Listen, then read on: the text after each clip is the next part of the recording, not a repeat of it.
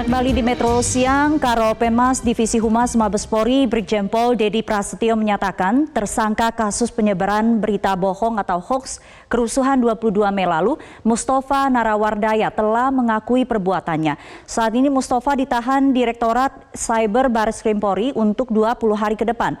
Ani Rami akan mengajak Anda untuk melihat seperti apa jejak digital Mustafa Narawardaya dan sederet hoax yang disebarkannya. Silakan, Ani. Subi dan juga pemirsa, sebelum saya melakukan cek fakta, saya akan mengajak Anda ke kantor Kemenko Polhukam Jakarta terlebih dahulu. Ada rekan Nadine Utomo yang akan menyampaikan perkembangan pemeriksaan kasus penyebaran berita bohong atau hoax oleh pemilik akun @akuntova, yaitu Mustafa Narawardaya. Nadine, selamat siang. Bisa disampaikan ada informasi apa saja yang terkini dari sana?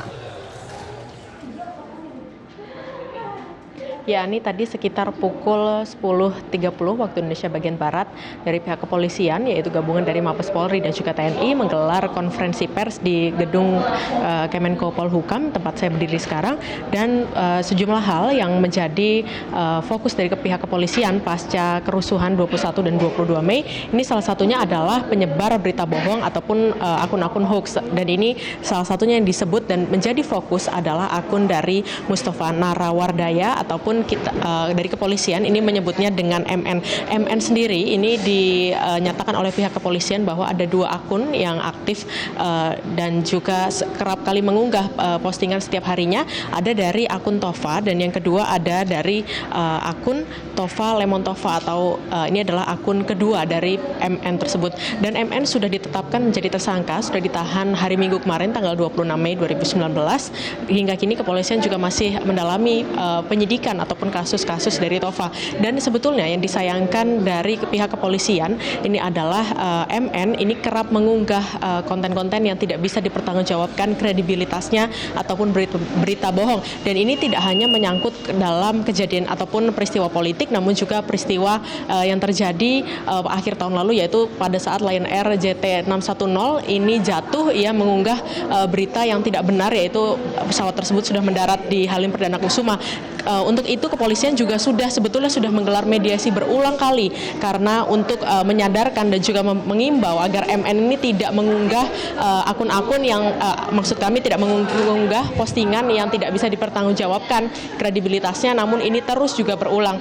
Dan akhirnya tadi pihak kepolisian juga sudah menjabarkan kapan penangkapannya, apa saja alat bukti yang dibawa, dan kemudian kita lihat bahwa postingan terakhir terkait dengan kerusuhan ini adalah video yang juga ditempel. Jadi ada 2 peristiwa yang berbeda, namun kemudian diedit oleh MN sendiri menjadi satu peristiwa, dan ini ditambahkan dengan konten-konten yang provokatif. Berikut pernyataan selengkapnya dari Direktorat Tipit Siber Bareskrim Polri, Kombes Rikonaldo Hoirul. Barang bukti yang sudah kita amankan adalah 2 buah handphone milik dari saudara MN, 1 handphone merek Asus warna hitam beserta SIM card simpati Telkomsel, kemudian 1 unit handphone merek Samsung warna silver beserta SIM card merek IM3 Indosat. Penindakan itu kami lakukan bersama jajaran Direktorat Tindak Pidana Cyber ini berdasarkan profiling yang sudah kita lakukan oleh tim Satgas Patroli Cyber. Kami sudah menemukan kontennya tersebut. Kemudian tersangka kita ancam dengan pasal 45 ayat 2 junto pasal 28 ayat 2 Undang-Undang nomor 19 tahun 2016 tentang perubahan atas Undang-Undang nomor 11 tahun 2018 tentang ITE.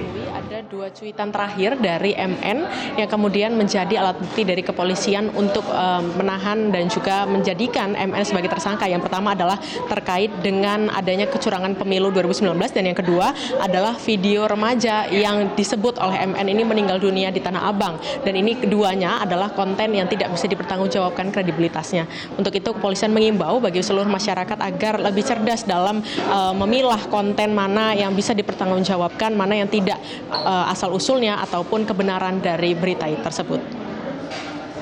Kembali ke Anda, Ani. Baik, Nadine Utomo melaporkan langsung dari Kemenko Polhukam di Jakarta. Terima kasih, Nadine. Pemirsa, media sosial adalah surga kebebasan untuk berekspresi, namun bukan tanpa batasan. Karenanya kita harus saring sebelum sharing di media sosial. Pastikan kita tidak membagikan berita bohong, pornografi, ujaran kebencian atau sara, perjudian, narkoba, penipuan, phishing atau malware, radikal atau terorisme, kekerasan, dan juga pelanggaran hak kekayaan intelektual. Ada Undang-Undang Informasi dan Transaksi Elektronik yang siap menjerat Anda, seperti Mustafa Nahrawardaya. Dan saya akan putarkan kembali alasan Mustafa terseret ke sistem peradilan pidana dan dituntut untuk mempertanggungjawabkan perbuatannya. Dua peristiwa berbeda dijadikan satu, ditambah narasi-narasi. Narasi-narasi itu bisa membangkitkan emosi masyarakat dan juga bisa membentuk opini masyarakat. Itu berbahaya. Nah, karenanya kepada seluruh warga masyarakat untuk betul-betul berhati-hati di dalam menggunakan media sosial. Ya, harus betul-betul cek and recheck, harus betul-betul disaring dulu sebelum di-sharing, harus betul-betul setiap konten, ya, baik itu foto, video, narasi, diklarifikasi dan konfirmasi dulu ya, kepada institusi yang berkompeten. Jadi jangan langsung ikut-ikutan menghilangkan, bahkan menambahkan foto, narasi dan lain sebagainya. Karena rekam jejak digital yang sudah diviralkan di media sosial itu akan dijadikan bukti forensik ya, bagi Direktorat Cyber untuk melakukan proses penegakan hukum. Seperti yang sudah disebutkan oleh rekan Nadine tadi bahwa Mustafa ini memviralkan dua peristiwa yang berbeda sehingga dianggap menjadi satu peristiwa. Ada peristiwa lain begitu yang menimbulkan korban, dan polisi sudah menyatakan bahwa orang dalam video yang viral sebetulnya adalah Andri Bibir, bukan anak di bawah umur. Dan saat ini Andri dalam kondisi hidup dan ditangkap karena kedapatan menyuplai batu untuk para perusuh. Nah, batu-batu ini digunakan untuk melempari polisi dan juga gedung Bawaslu pada kerusuhan pada tanggal 22 Mei lalu. Namun polisi juga sudah mengakui bahwa ada kesalahan prosedur dalam upaya penangkapan dan akan mengusut tuntas melalui Divisi Propam Polri. Ini saya kutip sekali lagi statement dari Karopenmas Pak Dedi, disebutkan bahwa dalam hal upaya penangkapan perusuh atas nama A alias Andri Bibir di sini, apa yang dilakukan oleh oknum anggota tidak dibenarkan. Masih ada lanjutannya. Kita lihat bahwa di sini statement atau komitmen seharusnya kepada pelaku perusuh yang sudah menyerah tidak boleh lagi dilakukan tindakan berlebihan atau eksesif. Ini adalah pernyataan dari Brigjen Dedi Prasetyo, Karopenmas Divhumas Polri. Kita kembali dulu ke Mustafa Nahrawardaya. Anda bisa buka salah satu akun Twitternya @akuntova. Pada tanggal 22 Mei lalu, meski pemerintah melakukan pembatasan akses ke sejumlah media sosial, akun ini mencuit sebanyak 130 kali hanya dalam satu hari saja. Cuitannya ini entah berkomentar, merespon tweet, meretweet, atau mengomentari link video atau berita. Total 130 cuitan ini yang masih ada dan bisa saya temukan dan belum dihapus. 99% dari 130 cuitan tadi terkait kerusuhan pada tanggal 22 Mei. Jika satu hari ada 24 jam, katakanlah 8 jam digunakan untuk tidur, sisanya 16 jam. 130 dibagi 16 jam artinya ada 8-9 cuitan setiap jamnya. Dan ini dilakukan selama 16 jam non-stop. Bayangkan, itu hanya dari satu akun Twitter. Sementara Mustafa diketahui memiliki sedikitnya 5 akun Twitter. Belum lagi di media sosial yang lain. Bisa dibayangkan kan, sibuk sekali orang ini. Dan ternyata berisik di media sosial sepertinya memang sudah menjadi kebiasaan. Saya juga melihat cuitannya satu hari setelah kerusuhan, yaitu pada tanggal 23 Mei 2019. Saya menemukan sedikitnya ada 85 cuitan hanya dalam satu hari dari satu akun saja. Mungkin karena sedemikian derasnya ya posting di media sosial, Mustafa lupa saring sebelum sharing. Akibatnya banyak cuitannya yang menimbulkan kontroversi. Kita lihat sekali lagi. Dan kebiasaan buruk ini ternyata memang sudah lama berlangsung. Saya coba mundur ke tahun 2016. Persisnya pada 20 Juni 2016, di sini Mustafa tega menghina Ibu Sinta Nuriyah Wahid, istri Presiden Republik Indonesia keempat Kiai Haji Abdurrahman Wahid. Lalu kita maju lagi di tahun 2017, misalnya banyak cuitannya yang berhubungan dengan Saracen. Namun ketika dikonfirmasi, ia beralasan HP-nya dicuri. Lalu ada juga cuitan soal hoax. Di sini menyatakan bahwa tahun 2014 bahwa ISIS semacamnya harus ada. Kita lihat lagi cuitan-cuitannya yang cukup kontroversial, bahwa salah satunya hoax penganiayaan di Kampung Pulo yang dilakukan oleh Satpol PP. Di sini dia menyertakan gambar yang sebetulnya berasal dari peristiwa yang sama sekali berbeda. Ini dia, ini aslinya, ini dipotong. Apakah ini akibat dari di Kampung Pulo? Ia juga pernah menghina Kiai Haji Ma'ruf Amin yang sholat dalam posisi duduk, dan masih banyak lagi.